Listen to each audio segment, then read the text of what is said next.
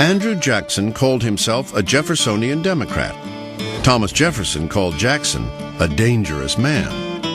Thomas Jefferson didn't like men who bordered on fanaticism, and Jackson seemed to him to be, at best, uncouth and at worst dangerous. But when you get right down to it, Jackson clearly was a lineal heir to the Jeffersonian legacy. Number 7. Andrew Jackson, Democrat, 1829 to 1837. 61 years old, from Tennessee. The hero of the common man, the old hero, Old Hickory. He was the type of man, a complex individual to say the least, as all great individuals are. He detested distinction of privilege. He really felt that he was a voice of the common man. But we mustn't misconstrue this. It doesn't mean that Jackson tried to find out where public opinion was and then be guided by that. No. Jackson knew what he wanted to do and did it, and then tried to enlist public opinion in support of what it was he wanted to do. Very few people were in between on Andrew Jackson. They either loved him or hated him. Andrew Jackson definitely captured the imagination of the common man. He was the first president to be born in a log cabin. He asked to be called General, not Mr. President. He chewed tobacco and smoked a pipe. He was a barroom brawler, a passionate Indian fighter, a gambler who brought his own racehorses to the White House, a duelist with 2 bullets in his body. A man who would fight at the drop of a hat, a man who considered personal honor above all else. He would challenge you to a duel or cane you in the public street if you said anything that reflected on his character, his honor, his integrity. He also had a furious temper, but he knew how to use it as a management tool. He would slam his fist and yell and scream, and then afterwards, when everyone left, he would look to someone and says they thought I was mad, and this was to get his way. I think a psychologist would have found him a troubled man and would probably have recommended medication, but he wouldn't have taken it. If politics is personal, it's very, very personal for Andrew Jackson. And it's possible to look at Andrew Jackson's presidency as a war against a number of individuals. Jackson's war began the moment he took office. Invoking the adage, "To the victors go the spoils," Jackson simply cleaned house, firing his enemies and hiring his friends. By doing so, he created the spoils system in Washington. But established Washington society, he soon learned, would not be conquered in a day. First month in the office, what does he come up against? The Battle of the Petticoats. This was an embarrassing scandal that erupted over the social status of Margaret Peggy Eaton, wife of Jackson's Secretary of War, John Eaton. She, like Rachel Jackson, had dated her future husband while still married to another man.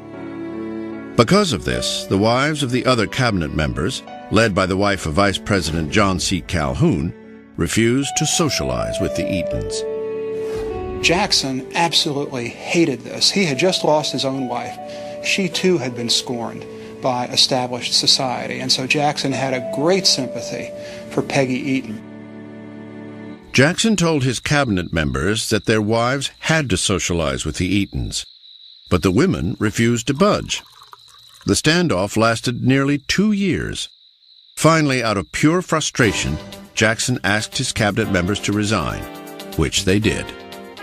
I think that one incident alone, his inability to manage his cabinet, indicates a lack of judgment, a lack of administrative ability, a lack of skill.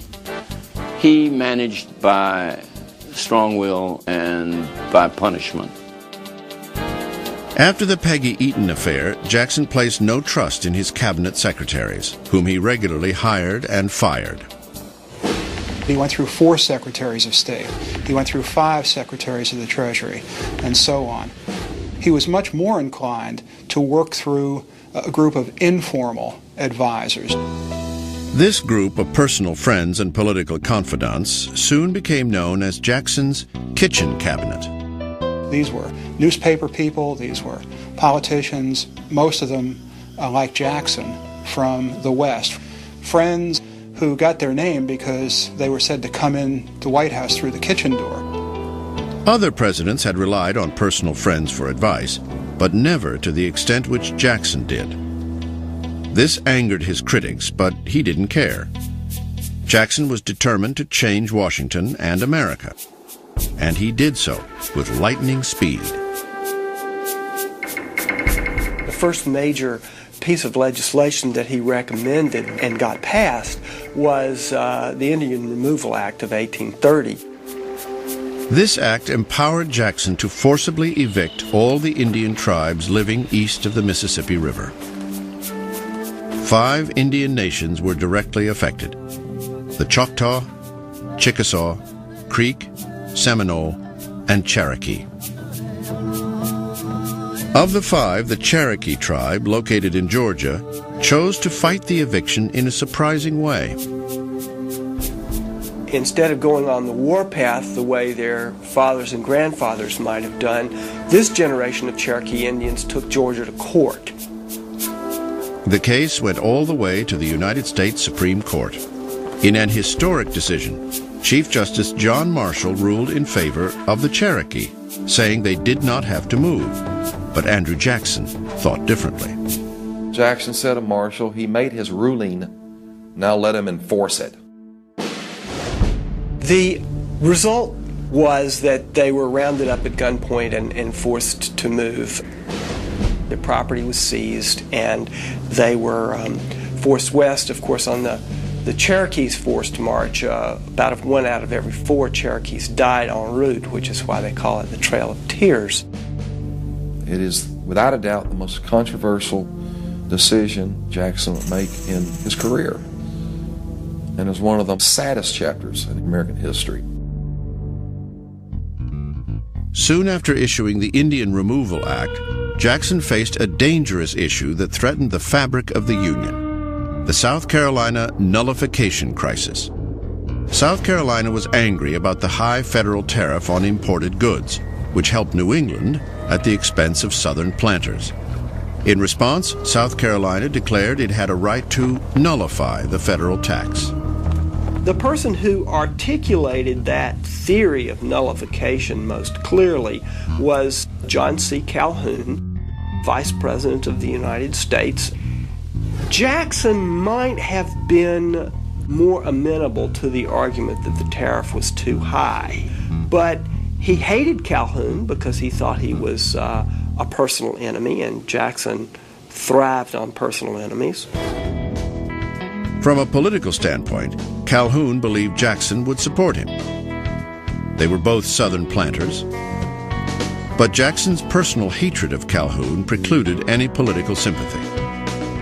Instead, he responded with force. Jackson threatened to have a civil war. He threatened to raise an army, go into South Carolina, hang John C. Calhoun from the first tree. Calhoun was said to have been genuinely scared for his life. But fortunately, cooler heads prevailed. South Carolina backed down, and Congress modified the tariff. As for Jackson, he made it clear that he was the supreme leader of the nation, and that the Union was not going to fly apart under his watch.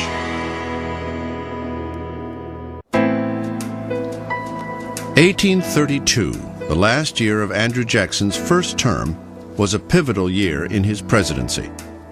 After fighting petticoats, Indians, and secessionists, he suddenly faced his most daunting enemy, the Bank of the United States.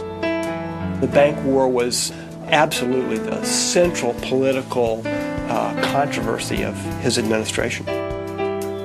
The Bank War began in the summer of 1832, when Congress, led by Henry Clay, renewed the bank's charter, even though it wasn't due to expire until 1836. Clay pushed the bill through for political reasons and presented it to Jackson on the 4th of July. It's not immediately clear that Andrew Jackson has a problem with the bank. But once Henry Clay involves himself in the bank recharter, then suddenly it becomes a battle royal that Jackson has to involve himself in. Henry Clay was also running for president that year, and he was supported by the president of the Bank of the United States, a man named Nicholas Biddle. Both Clay and Biddle believed they could force Jackson to sign the bank bill. If he didn't, Clay would crush his bid for re-election. But the old general outflanked them. He's told that there is a cabal between Biddle and Henry Clay, and once Jackson thinks of the bank in those terms, then this is something that absolutely has to be vanquished in his mind. It becomes, in his term, the hydra-headed monster. He said to Van Buren, the bank is trying to kill me, but I will kill it. Typical of Jackson, he personified the bank fight by waging war against one man, Nicholas Biddle. Jackson saw Biddle not only as his own personal enemy, but the enemy of the people. The United States of America wasn't big enough for both Andrew Jackson and Nicholas Biddle. And Jackson wanted to make sure that it was Biddle who lost power.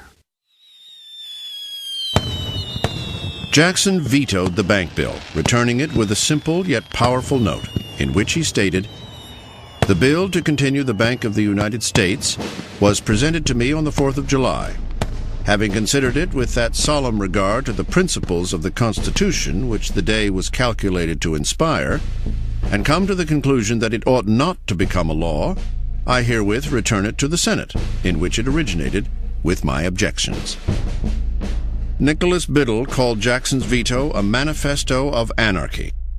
Jackson called it his mandate for re-election. Jackson saw this as an opportunity to strike out for the power of the ordinary citizen by smashing what he called the monster bank. He saw it as an absolute mandate of the people that he was right and the bank was wrong. In the end, Jackson's popularity won out. He crushed Clay in a landslide, then immediately moved on his mandate to close Biddle's bank. The bank still had 4 years left on its existing charter, and Jackson said, "I don't want to wait 4 years." In the summer of 1833, while Congress was in recess, Jackson ordered his Treasury Secretary to redirect federal deposits from the Bank of the United States to various state banks. It was a very audacious move, in part because it wasn't even clear that what Jackson wanted to do was legal at all. His first Secretary of the Treasury wouldn't do it. He replaced him. The second Secretary of the Treasury wouldn't do it either. He fired him. So he went through 3 Secretaries of the Treasury before he installed one who would withdraw the money the way he was told. And when that was done, Jackson's enemies absolutely went ballistic. It was a power play of ultimate dimension. When Congress returned and found out what Jackson had done, they censured him for his actions. The first and only president to be censured. As soon as the Democrats gained control of the Senate, however, they had the censure not merely rescinded, not merely repealed, but expunged, as if it had never taken place. By 1836, the Bank of the United States was dead. Unfortunately, Jackson did not have a substitute for the Bank of the United States, and this would cause a lot of problems in Martin Van Buren's administration. Andrew Jackson's presidential legacy is, perhaps, the most complicated in American history. Without question, he changed the presidency, giving it more power by imposing his will on the economy, the government, the landscape, and the people. And by doing so, he forged the future of the nation. Jackson was the only president where a whole age would be named after him, the age of Jackson. And as one journalist would write, that the coming generations would be very proud to be born in the age of Jackson. But for the men who followed in his mighty wake, the age of Jackson would be a very bumpy ride.